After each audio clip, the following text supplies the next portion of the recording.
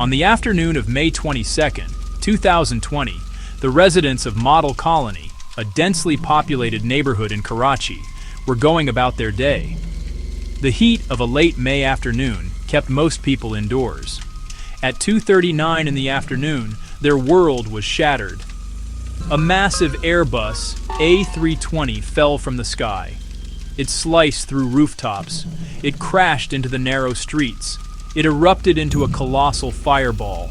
The impact sent a shock wave that was felt for miles.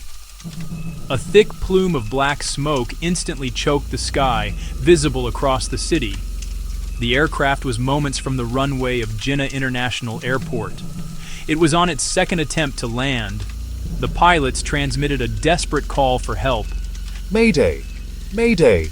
Mayday! Pakistan 8303, the captain's voice crackled. He reported both engines had failed. The plane, now a glider weighing many tons, was losing altitude rapidly.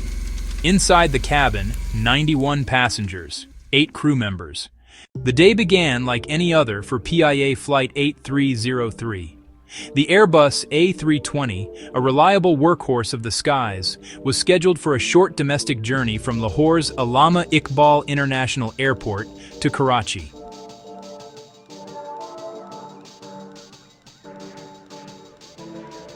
The flight was packed. Due to COVID-19 pandemic restrictions, air travel was limited, but with the Eid al-Fitr holiday approaching, many were traveling to be with family. On board were 91 passengers, families, professionals, holiday travelers, attended to by a crew of 8. In the cockpit sat 2 experienced pilots. Captain Sajjad Gul, a veteran with over 18,000 flight hours, and First Officer Usman Azam. The aircraft departed from Lahore at 1:05 in the afternoon, just 5 minutes behind schedule. The weather was clear, both in Lahore and at the destination in Karachi. The first part of the flight was completely unremarkable. The plane climbed to its cruising altitude of 34,000 feet and settled in for the roughly 90-minute journey south. The cockpit voice recorder later revealed that during this phase, with the aircraft on autopilot, they were fasting for Ramadan and had declined snacks offered by the cabin crew.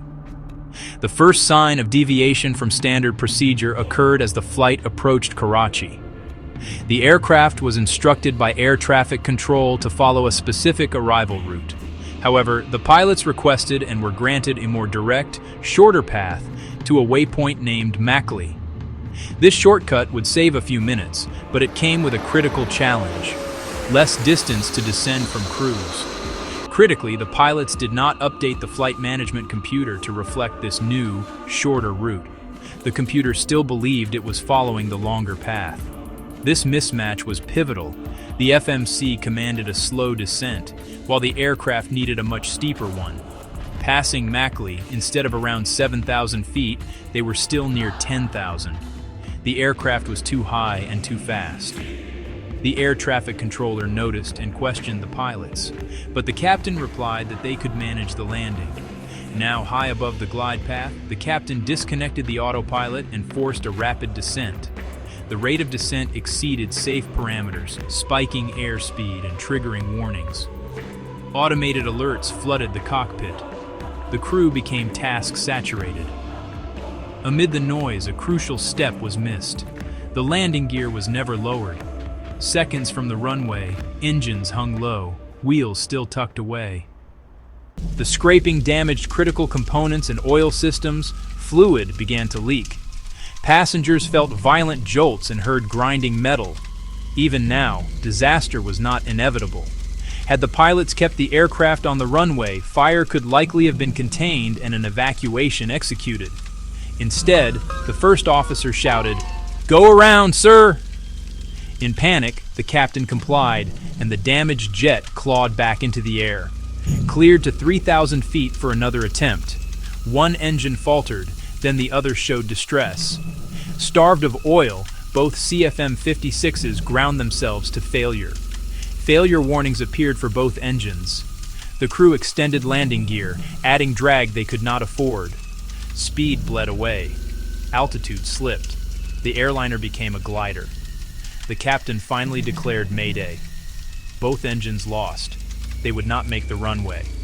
The controller offered both runways. Physics had taken over. Too low and too slow. The ground proximity warning system screamed, "Terrain! Pull up!" 3 minutes after the aborted landing, Flight 8303 struck Model Colony and disintegrated. 2 passengers survived. 97 on board and 1 on the ground did not.